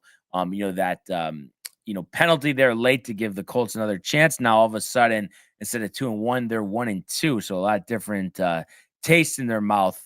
You know, that's for sure. But I have to say, I am impressed with the Chargers, and obviously, you know, this was a close game, but they definitely seem, you know, that they are positioned to be one of the best teams in the AFC, and dare I say, maybe finally, you know, win the AFC West. You know, the Chiefs have dominated that division for so long. Yeah, dude, it does look like that they could come out on top of this division, which is pretty wild. But I mean, I don't know. I mean, I feel like it was somewhat anticipated that, you know, Justin Herbert eventually was going to mature into this quarterback. And I mean, you know, obviously the one passing touchdown, the one pick, not great there. And a ton of passing attempts. You're dropping back 47 times, 300 yards. Maybe you want a bit more efficiency out of him, but I mean, I don't know. I mean, obviously leading the Chargers to 3-0. I mean, so far, yeah, like the division looks like you have kind of somewhat of a commanding lead of it. But I don't know. I mean, do you think to go further than that, Brian? I mean, you think if they do win the division, they make it in the playoffs, like Herbert and the boys like have what it takes to hang with better teams? Yeah. Harbaugh is a winning coach, and I think he's extra motivated, Tony, because you know, last time he was a NFL head coach with the Niners, wasn't able to get the job done. Had a lot of great teams. Obviously wins that national championship at Michigan. But then, there's the whole I think he took a lot of slack, the violations, the cheating, all that stuff. So I think he just really wants to prove himself. And he's with a team in the Chargers that historically as a franchise just have not been able to get it done. And there's all this talk about the lack of juice for them in Los Angeles. I mean, how do you get juice? You win. And he's doing that so far. It's interesting. The Broncos kind of you almost wonder, are they going through that sophomore slump there with Bo Nix and, because they were obviously the surprise of the league last year. I mean, they were a laughing stock the previous year with Russell Wilson. And of course they did almost win that game, but either you win or you don't. And they didn't against the Colts. So now they're 1-2. They do host the Bengals Monday Night Football next week. Obviously the opportunity going against a backup quarterback. But I just think it is different. We say this all the time in sports. When you're surprised in the league, you have a harder schedule the next year, especially in the NFL, the way the scheduling works. And then, teams, you're not surprising teams. So I think this could be a possible step back year for the Denver Broncos. It's a shame to say, really, because I was pretty high on Bo Nix going into this year, because of the surprise last season. And like you said, I mean, maybe it is a tougher schedule, but I mean, he's just not looking as good. I mean, 3 picks for the first 3 games, it's not necessarily what you want to see. And obviously, not so obvious to some, but I mean, the offensive production through the air is not there. And I don't know. I mean, I don't know. I mean, do you think, I mean, Sutton's good. Marvin Mims has been okay too. I don't know. He's got, targets downfield. Troy Franklin has had an okay year so far as well. So it's I don't know. I mean, do you think Bo Nix can find his footing? I mean, he's got Peyton on his side here, who obviously is a coach who's had, many years in the league and deal with the younger quarterback. I mean, do you think Nix can find his feet week 5, week 6? Yeah, no, I think he'll be fine. But they might be on the outside looking at the playoffs. I think it's going to be close. And I definitely think the Chargers are a lot better. I know this was a 3-point game, but I just believe in the Chargers. I'm telling you, I just think there's something special there going on with the Chargers. Yeah, well, I mean, Broncos got Bengals next week, Monday night. Right. Do you think that's a win? Yeah. Philly probably lost, right? But then they play the Jets, Giants. I mean, I don't know. They can win 3 out of the next 4 games. Yeah. Right? Yeah. But I just, like I said, I just think, and then, they haven't played the Chiefs yet. No, the Chiefs have looked terrible, but I think the Chiefs are tight. And we'll talk about that game in a second. So yeah, like I said, I think they're 9-10 win team. So it's going to be close down to the wire. We'll see what happens. What wasn't close or down to the wire, the Seahawks 21-0 in the first quarter over the Saints, end up winning 44-13. So they're 2-1. The Saints are 0-3. Sam Darnold with a decent game here, 14 of 18 for 218 yards and 2 touchdowns. So a nice win there, for the Seattle Seahawks. I mean, obviously what you expect at home against the Saint team, who everyone thinks is going to get the number 1 pick in the draft. They sacked Spencer Rattler twice, had a interception, but just a dominant performance in a team that's looking to return to the playoffs after disappointingly having 10 wins, but not getting in last year. I think it was important to win this game, and they've bounced back after that disappointing loss week 1 against San Francisco to win these games. And next week they, have a division game in Arizona. And actually it's going to be a short week. So only 3 days from now, Thursday night football against the Cardinals, who just lost James Conner for the season. So listen, I mean, obviously a game you're supposed to win, you did. So it's a good feeling. And obviously that's a big game coming up on Thursday. Yeah, it's a huge game actually, but I mean, I guess, I don't know. It's the Saints. I mean, obviously we're expecting the Saints to win 1 or 2 games this year, but I mean, probably a good thing for them. They can get a quarterback. Yeah, they desperately need it. That's for sure. But yeah, tough there for Kellen Moore in his first year as head coach. Tough one for the Cowboys. Yeah, dude. 31-14 to the Chicago Bears. Caleb Williams, arguably the best game of his young career here. 4 passing touchdowns, just under 300 yards at 298. And this is a game really, that they dominated a 10-point halftime lead. Shut out Dallas in the second half. Dak was sacked twice, threw 2 picks. And they even brought in Joe Milton, who threw an interception himself. And and an 86.6 quarterback rating for Caleb Williams. Luther Burden, had 3 catches for 101 to lead the team in receiving. Adunze, in his second year, off to a nice start, also had a receiving touchdown, 3 for 62. So, there was a lot of rumblings, a disappointing start to this season for Chicago. New coach and Ben Johnson. Boy, a win like this must feel good. And I know, the Cowboys are a mess, but I mean, it still has to feel good to win because there have been a lot of questions about Caleb Williams. Yeah, dude, a ton of questions about Caleb Williams. But I mean, I don't know. I mean, don't you think those questions are still kind of echoing somewhat? I mean, I know it's like Dallas surprise win, but I mean, is there still a lot to be desired? I think it's one of those things in a second. The Jets would take him as their quarterback. The Giants would take him as their quarterback. And maybe 10 other teams in the league would. I understand, maybe Caleb Williams isn't exactly a likable guy and didn't have the best year last year, but the talent is there. I'm a believer in Ben Johnson, and I think eventually that's going to work. That doesn't mean that this year they're going to win 9 or 10 games, Tony. But I do think that pairing, Ben Johnson is an offensive innovator. I think that's for sure. How many games do you think they're going to win? 7 or 8. All right. But I just think the whole thing will be Caleb Williams makes the Pro Bowl, throws for 4,000 yards, and Doomsday develops. I mean, that's what you're looking for here. You know what I mean? So you got to be realistic. But boy, not a good feeling in Dallas. We mentioned, they have the Sunday Night Football game next week against the Packers, the Micah reunion game. But this is one of those things probably knocked a lot of people out of their survivor pools. I mean, it's just, I don't know. I guess really, the only way to quote unquote save the season, it feels like, especially for Cowboys fans, would be to win that game against Green Bay, who I guess you never know, right? I mean, nobody thought Green Bay would lose to Cleveland, right? I mean, exactly. So I think the door is open there. And I mean, I don't know. I mean, Dak didn't have a great game. Do you really think Dak will have bad games back to back? I mean, he could. No, he could. Yeah, sure. Yeah. Certainly. Yeah. But I don't know. Do I think he will? Probably not. I think he's going to show up against Green Bay. I think blew a fuse over here, dude. No, the battery probably died for the light. After dark. After dark. Ooh, kind of adds an element, though. No, it definitely does add an element. Maybe not the element we want here, dude. And now we're gonna talk about the Mets, okay? And the Jets. Yeah, you take care of that. We had 2 other games yesterday.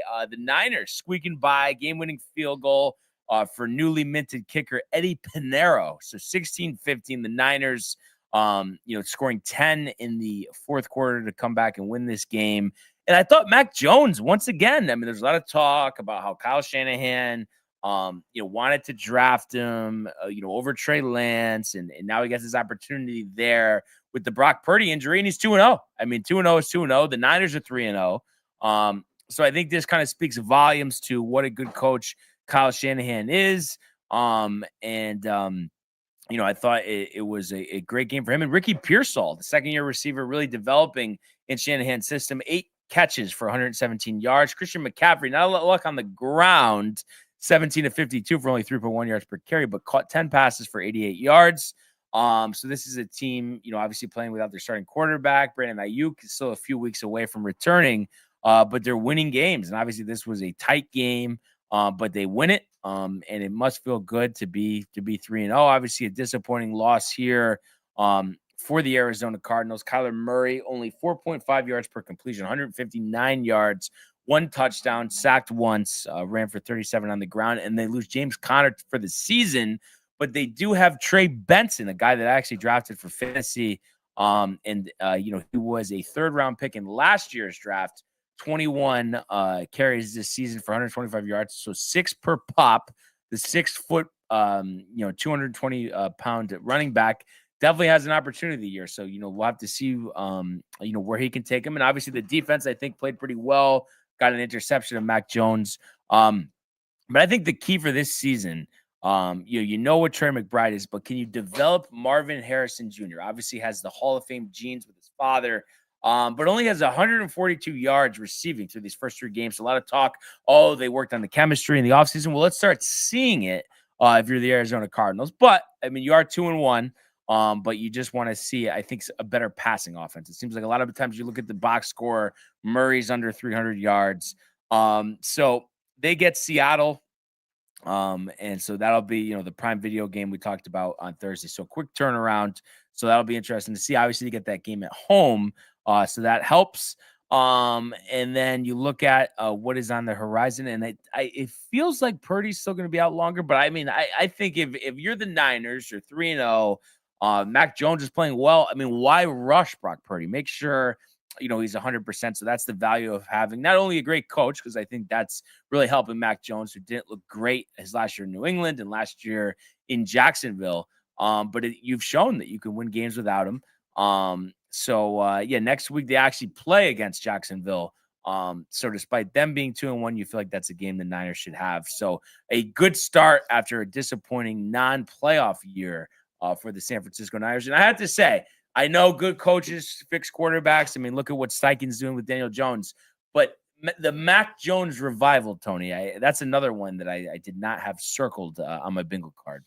Yeah, no, definitely not me neither, dude, for sure. But I guess that's what Shanahan does, right? I mean, he's just a great coach. They have a great organization. And I mean, Mac Jones, I feel like is lucky to be surrounded, by players like Kittle, like McCaffrey, who have obviously, been a part of this organization already. Kittle's been there forever. Like, these are veteran players here. Like, he's got a good foundation around him, which I guess is, kind of not what he had with New England. So right, exactly. Especially after that first playoff year, everything went downhill quick, and then we know Jacksonville last season was, of course, a mess. And speaking of a mess, the New York Giants are now 0-3. Hey, now losing to the Chiefs 22-9. And obviously, it was a tough start to this game. They almost tied it at the half, but they end up turning it over, and their kicker. And that was part of it because their kicker, Graham Gano, injured in warm-up, so they had a punter kicking for them. So that's obviously, not what you want. Kind of crazy. And the Chiefs, obviously a very slow start offensively here with the 9-6 halftime lead, but Patrick Mahomes ends up finishing 22-37, 224, a touchdown pass that he threw to actually Patriots former receiver Tyquan Thornton, who led the team in receiving 5 for 71. Smith-Schuster had 4 for 55. Kelsey 4 for 26. A confrontation with Andy Reid on the sideline. They downplayed it, but they get their first win of the season. So, obviously you avoid the kiss of death 0-3 start and a lot of talk about the Kansas City Chiefs downfall. And let's be real. I've always been an admirer of what they've been able to do, but it hasn't been pretty. But I think the downfall is a little exaggerated, Tony. And while the Chargers are definitely a threat to win this division, I think they're definitely a playoff team. And I think as the weeks progress, we will see Mahomes play better, this offense play better. But I have to say, it is crazy that we've come to this point where, it's just such a struggle to score. But does it not feel that Andy Reid and Patrick Mahomes are just too smart offensively to let this linger? Like, it feels like something is going to click sooner than later. And it kind of felt like second half it did a little bit here.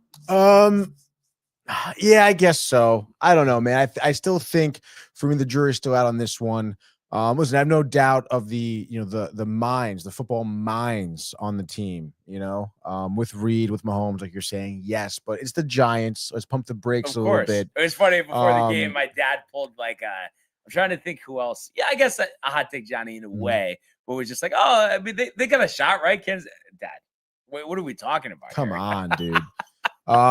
So, I mean, I think, you'll get next week on the schedule, Baltimore. You're in Arrowhead as well, so it's like you that's like a must-win game. I think they're gonna win that game. Okay, dude. I wouldn't be surprised if they do.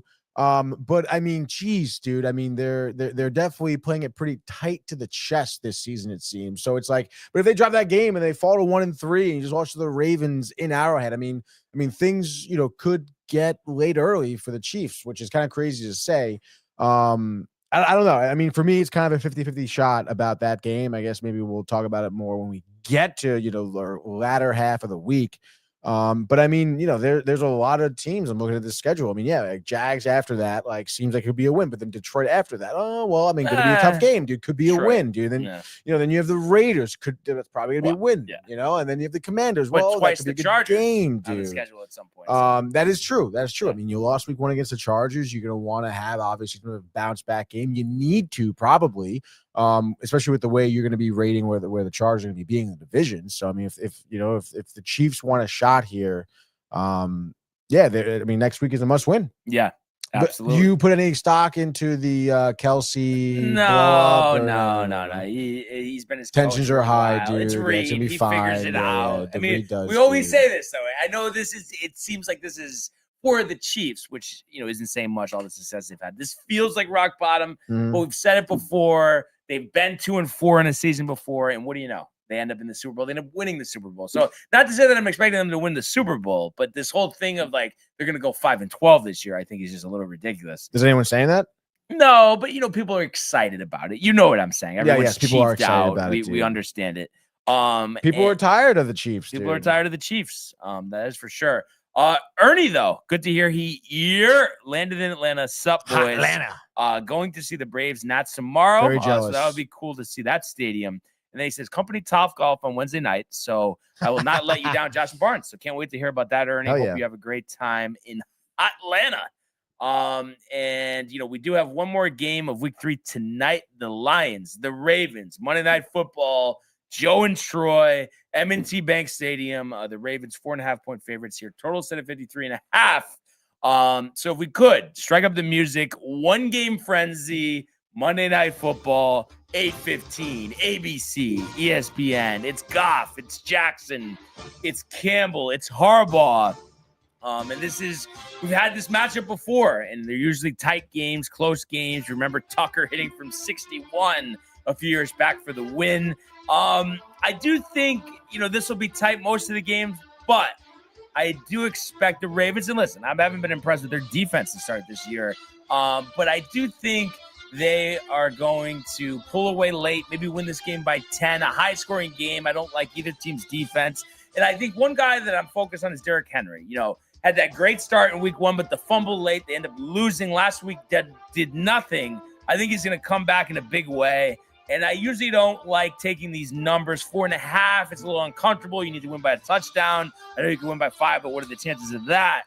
But yeah, I think he's going to have a big game. I think he might double his rushing yards for the year. He has 192. I think he gets 196 tonight. Couple touchdowns, and I can see maybe Goff throws a pick 6 late, changes the game. I'm going to say the Ravens 31-21 will win this game. So I'm going to go Ravens, and I guess that would be just under. On the under by a half point. Wow. What are you anticipating, Tony? Honestly, dude, I think that I think Baltimore is gonna get spanked around a little bit, to be honest, dude. I don't know. I think Detroit, obviously Jared Goff coming off a great game last week. We know about the 52 points against Chicago. Yeah. That's right, dude. And I'm not impressed with Baltimore's defense. No, I haven't either, been. dude. I haven't been. I'll give you that. All right. Aesthetic. All right. But I do think where the defense on the Baltimore side will lack, I say Detroit picks it up, dude. First drive of the game, Lamar Jackson, pick 6, dude. Okay. And honestly, I think it's all downhill from there for the Ravens. Mark Andrews, a guy who continues not to have a good season. Lamar's gonna have a bad game, dude. I kind of question how many receptions, how many times the ball can reach Zay Flowers' hands here. I just think it's a bad time, dude, for Baltimore. In Baltimore, I think Detroit got another great game out of him. 3 passing touchdowns. I'm sure Gibbs have a rushing touchdown as well. I'm on Ross St. Brown, 135 yards through the air receiving. And I said the Detroit Lions wins this game. I'm going to say something around maybe like 37 to, I'll say 17. So give me Detroit and also on the under. Just like that, your Monday Night Football frenzy. So hopefully we have a good one in store tonight. That's right. In Baltimore. I think it will be. But that's what we got for football. Let's switch gears here and go to the world of Major League Baseball.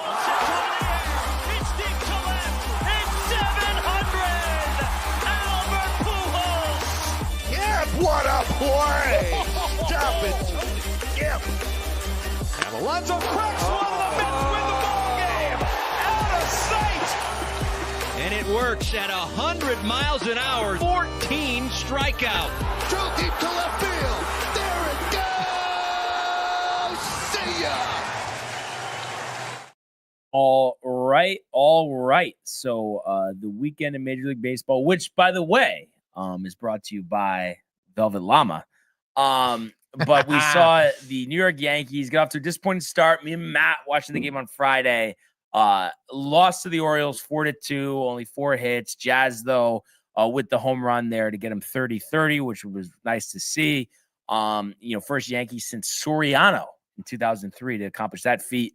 But yeah, you have 4 hits, you make 2 errors. You're not going to win too many games. And Trevor Rogers has pitched very well this year. It was his 9th victory of the season, only a 1.35 ERA. I know he missed a lot of time, but he held these Yankee batters at bay. So it was tough to see because Will Warren didn't pitch terrible. 5 1/3, 4 hits, 3 runs. One of them earned 2 walks, 4 strikeouts, but a couple errors here, one by Warren, one by Jazz, and a lack of offense. So that's why, you didn't win the game. You had won the previous night, so that made the series 1-1. But fortunately for the Yankees, they outscored the Orioles the next 2 games 13-2. Starting with Saturday there, was just one of those games where you got off to a great start. The Giancarlo Stanton 3-run homer, his 450th of his career in the first inning, kind of set the tone for the Yankees. And Carlos Rodon, who picked up his 17th victory of the year, 7 innings, 4 hits, 1 run, 1 walk, 8 strikeouts, now a 3.04 ERA on the season. And then you got 2 scoreless innings out of your bullpen between Weaver and Bednar. Aaron Judge hitting his 49th home run of the year as well. That made it 4-0. And then Jazz and Grisham with singles to make it 6-0. And the 1 run by the Mayo double there in the 7th. The only offense for the Orioles. So you got the Sagano, who had pitched well against you this year. He only goes 3, gives up 4, 6 hits. So this was a nice win for the Yankees, bouncing back from that disappointing defeat there the previous night, and Toronto lost. So you were only 2 games back at that point. And that was your segue into yesterday's afternoon finale there at Camden Yards. And we saw the Yankees win this game 7-1, but it wasn't, the score isn't indicative of how close it was, because this was a game where we were tied 1-1 going into extra innings, but the Yankees 6 runs in the top of the 10th inning. So Yankees road, worst team in the major since 2020. We always talk about it, best team at home, worst team on the road. But when you get a grand slam with nobody out, usually you win those games. And that's what happened. Ben Rice, who's been outstanding all season long, had the big blow there, the grand slam, 4 of 5 with 5 RBIs yesterday, his 24th home run of the season. So that was huge. And then Jazz also added his 31st there. So that was great. And your pitching really stepped up. Cam Schlittler, 5 1/3, got the no decision, but only 3 hits allowed, 1 run, 1 walk, 6 strikeouts. So the ERA at 3.27. And then your bullpen pitching the rest of the way, 4 2/3 scoreless. You only allowed 1 hit. So, how do you win games? You're pitching 4 2/3, 1 hit. You did have 5 walks, but you also had, between all the relievers, you had 7 strikeouts as well. So Hill, Cruz, Weaver, Williams, Bednar, and Duvall. So good to finally see all of the relievers perform well. And yes, this is against Baltimore, who's not a playoff team, but it's still important confidence-wise for that to happen. It seems like Devin Williams has really turned the corner. I think it's 5 straight scoreless appearances now. So you love to see that. Bednar did good getting the win. Doval, though, pitches at 10th. Did have the bases loaded with 2 outs, couple walks, but able to get out of it. So the stuff is there, but you just want to see him hone in on the control. So at the end of the day, you win your 7th out of 8th series. So obviously that's great. Your 88th victory of the season. You're now 3 games up for that first wild card spot. Unfortunately, Toronto did win.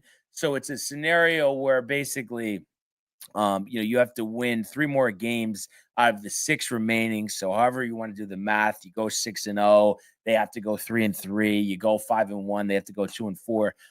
So you need a lot of help, but fortunately you are playing one of the worst teams in the league starting tomorrow in the Chicago White Sox. So either way, it's not official, but you're a lock for the playoffs here, most likely the number 1 wild card spot. Little glimmer of hope that you get a chance to win the division, but obviously you need Toronto to have a tough couple series here. But either way, just looking forward to the playoffs, and it's time to just win a couple more series here. Finish out the year, all the ups, the downs, but you've been Record-wise, I think the best team in Major League Baseball since August 6th. So turning it on at the right time. Looking forward to seeing Judge hit his 50th. Good to see Jazz go 30-30. And it's nice that the bullpen appears to be rounding into form. We'll see what happens, but a well-deserved day off, and it's nice to finish at home as well. So we'll, get back on the diamond tomorrow, for the first of 3 against the Chicago White Sox. So, the schedule definitely played into the Yankees' favor this year. That's for sure, because they've had some tough stretches, and obviously they did have that tough stretch at the beginning of this month. But obviously, clearly now that is in the rear view. It's going to be interesting to see how the AL playoff picture shapes out. And it will be Heel versus Shane Smith tomorrow. But the Astros have been really going through. They're not even a lock for the playoffs because the Cleveland Guardians, I think it's 10 straight wins. John Pollock, I would imagine he's hiding under a rock somewhere. What was once a 15-game lead is down to 1. And then, like I said, Houston going through it as well. They've lost 3 in a row. They're 3 games back. So it looks like the Mariners are going to win that division. Right now, Houston is in a dead tie with Cleveland there for what is the 3rd wild card spot. And then so it looks like it's going to come between them two. Kansas City and Texas haven't been officially eliminated, but it would take an epic collapse for one of them to get into the playoffs. But kind of crazy, honestly. So it's going to be pandemonium here, Tony, the last week of the season to see how this AL wildcard race shapes up. But and Boston only has a 1-game lead over Cleveland and Houston. So we don't know who the Yankees will play because, like I said, most likely Toronto is going to win that division. But at least it feels good that most likely, that wildcard series will be at home. So a lot to like. We'll enjoy the day off and then back to work tomorrow against the White Sox. And I know, we already talked about it at the top, of course, but tough weekend for the Mets there against the Nationals. And right now, virtue of a tiebreaker, not in the playoffs, but an opportunity, with the off day today for the final 6 games of the season to play their way in. So, it's just one of those things. You play well, you're in. You don't, you're out. It comes down to that for the Mets. And, it's not the spot you want to be in, but it's what you're left with, right? Yeah, dude. Yeah, like you said, we kind of talked about it at the top of the show. It is kind of what you're in right now. You got to deal with it. And it's like, take the day off, figure it out, rest your guys, talk about whatever you need to in the bullpen and in the clubhouse. And then just, win some fucking games, Yeah. The good thing is like these last 6 games, you do kind of have like your best pitchers going out there. You're going to see McClain again. You're going to see Tong. You're going to see Peterson. Like, you should have a good shot at winning these games and getting a wild card opportunity. And you just kind of want to hope that the Reds go on a little bit of a skid here. What are they going to go on a 10-game win streak to end the season? Right, Brian? Right? Wait, when did I say that they were going to do that? No, I'm saying I'm just trying to like hope that they're not, because they did win 5 in a row just now. It's like, wouldn't that be an 11-game win streak? That's right. That's right. Jeez, sorry. Lighten up a little bit. It's an off day. No? It sounds like you should lighten up a little bit, dude. Come on. Wait, what do you mean though? Seriously. Oh yeah, dude. But I don't know, Tony. What? No. I'm just saying. It's just like the only thing I would say for the Mets is clearly this has been a long stretch not playing well. That you would think. I don't know. Like, especially it's against the Cubs. Like almost like everyone's expecting them to not have a good series. Maybe they just do, right? They've shown they can beat these teams before. Yes, they have, dude.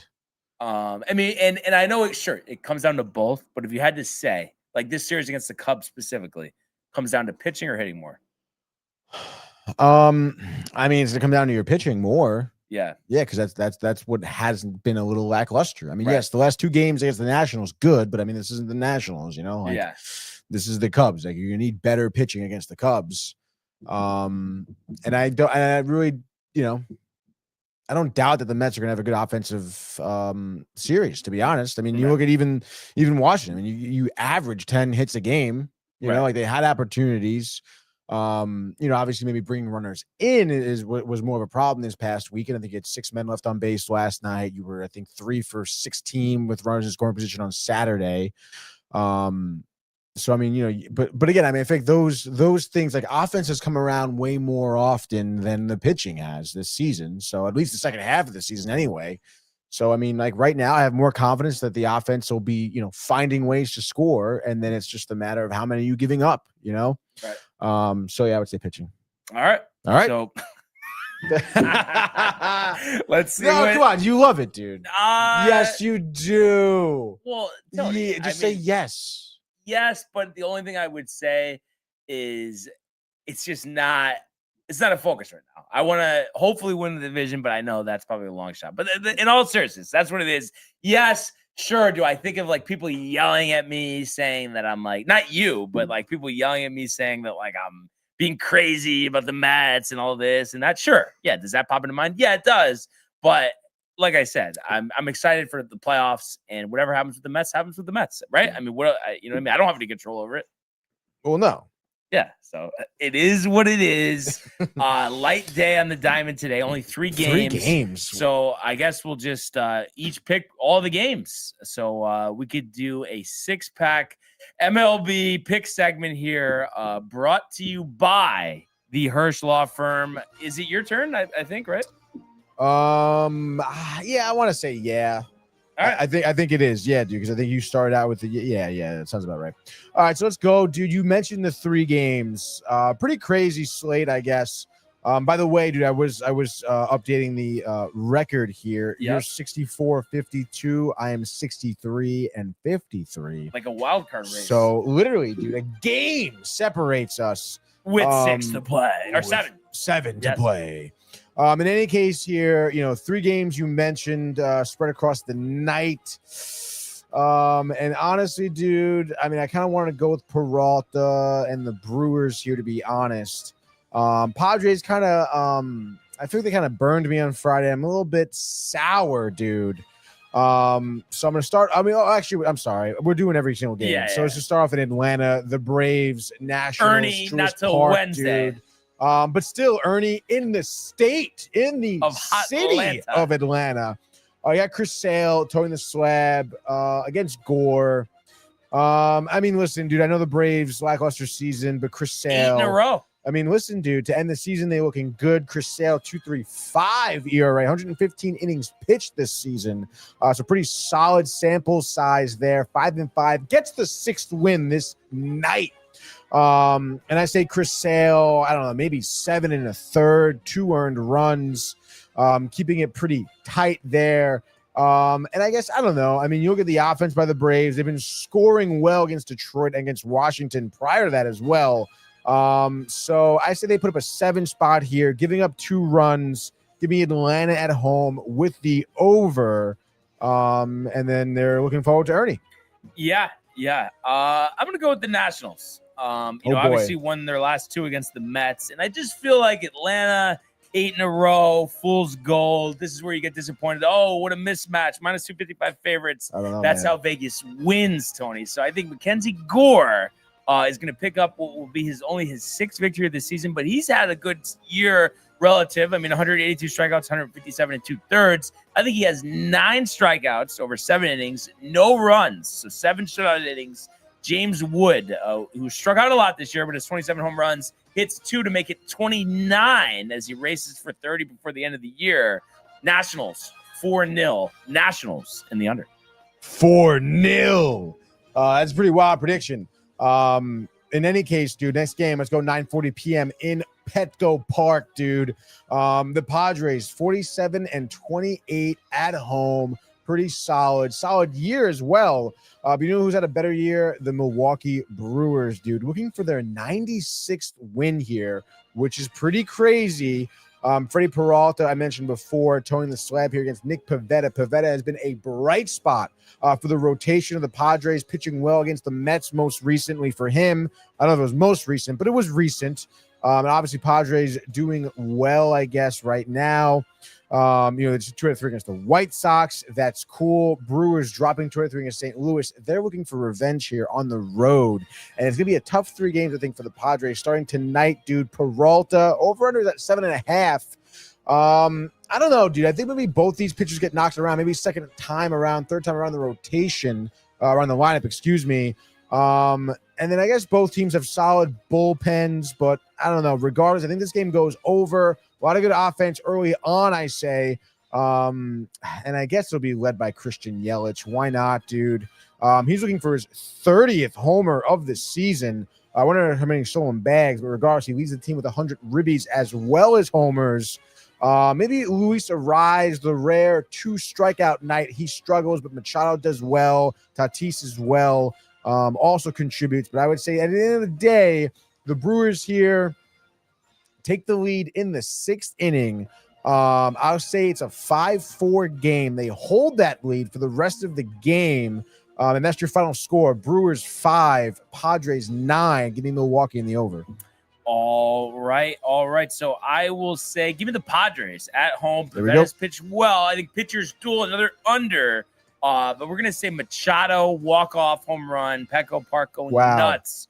3-2, Padres in the under. Padres in the under, dude. Last game, third game, final game. Let's go over to Oracle Park, dude. 2 great back-to-back stadiums, 2 Californian stadiums. The Giants taking on the Cardinals here. McGreevy, Verlander 3-10, 3.75. McGreevy not much better in terms of ERA, but a 7-3 record. St. Louis, dude, winning 3 out of the last 5, showing some signs of life. Doesn't really matter anyway. Giants just dropped 3 out of 4 against the Dodgers. We know about Kershaw, whatever, the magic, the Giants, the Verlander lack of magic. Give me the Cards here. Over under 7.5. I mean, I guess they are missing Wilson Contreras. I forgot his 10-day IL. But, I mean, come on, dude. I say still give me the Cards. I don't know. I guess keep it tight. Maybe both pitchers play a little bit above their baseball card tonight at 9:45. So give me the Cardinals, maybe edging this out. Well, I guess that would still be the over. So, yeah, give me the Cardinals winning. I would just say 5-4, St. Louis over, book it.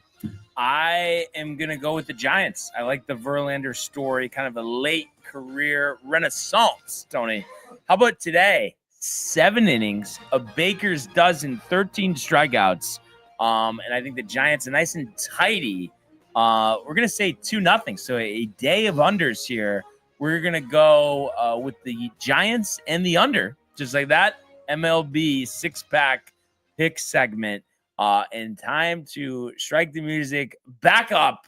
Yet another edition of the Immaculate Grid, which brought to you by the Hirsch Law Firm.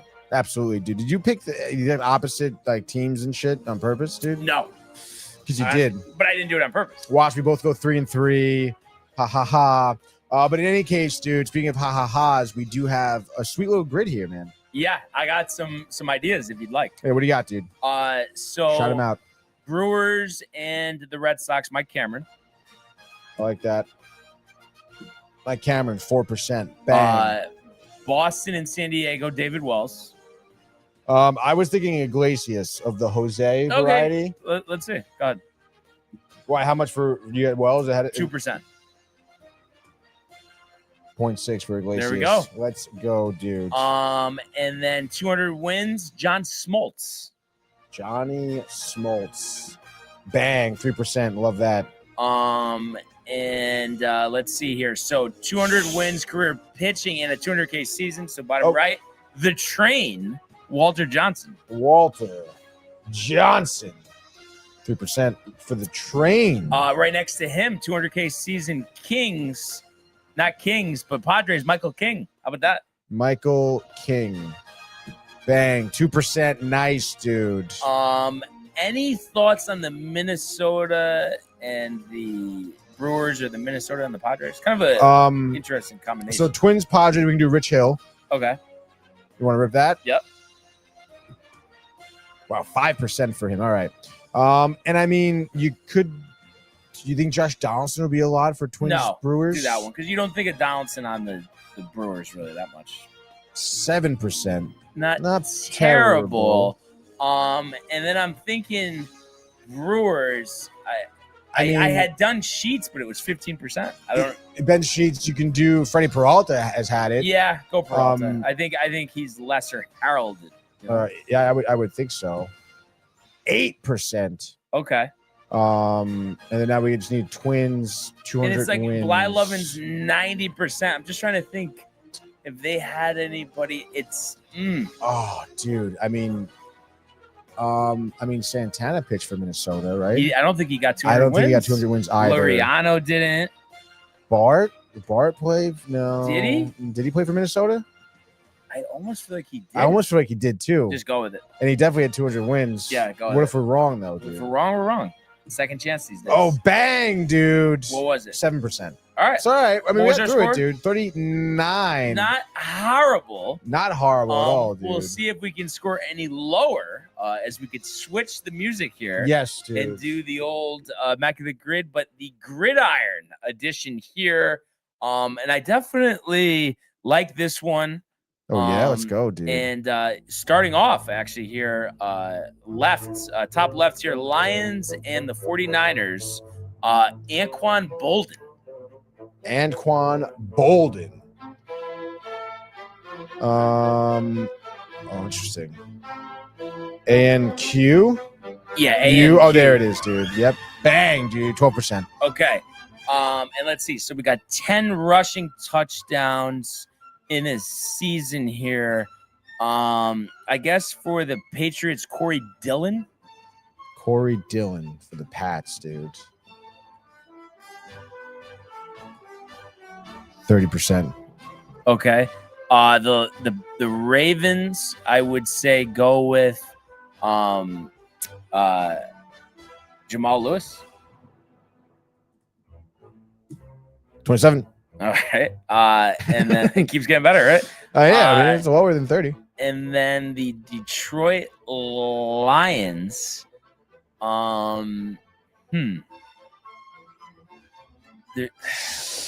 Did Montgomery have 10 last year? I mean, he must have. I feel like they each had 10, right? I want to say yes. I was just trying to think of like who else would really be not, because 10, it's not a small number. No. But I guess go with Montgomery. Oh.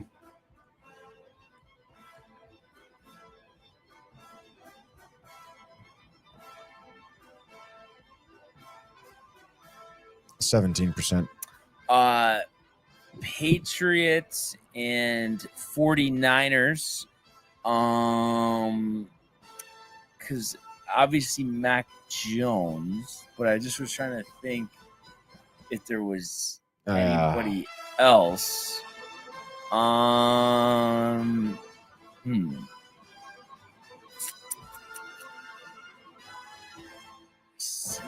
Running back.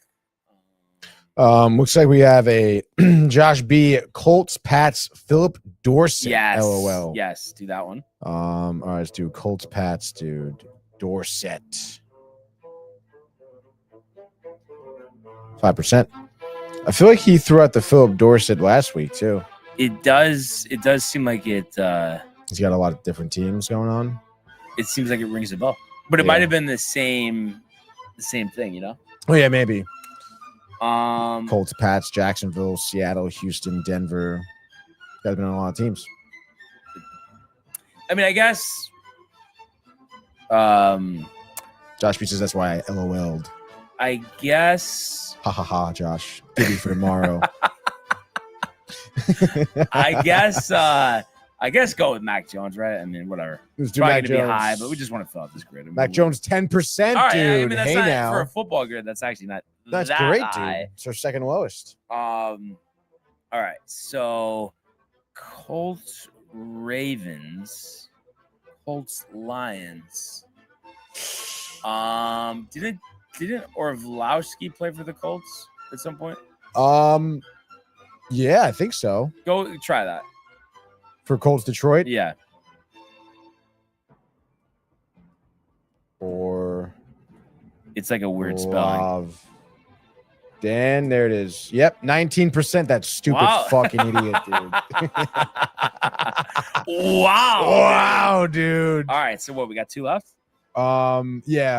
Ravens, Niners, Ravens, Colts. Ravens, Niners. Damn, Bolden was the one for that. And I could have done David Akers. Fuck, I didn't think about that. All right, Ravens, Niners. Did Josh Johnson? Did he? I don't know. I feel like he did. I feel like he's the ultimate journeyman. Ravens, Niners. I'm just trying to think about this for a second. Josh Johnson. Seems like a guy that Josh would like. I mean, he seems like a guy that fucking. Do you remember for him a on the long Jets or time, no? Dude, nah. Really? No. Yeah, really. All right, go with Josh Johnson. 6%.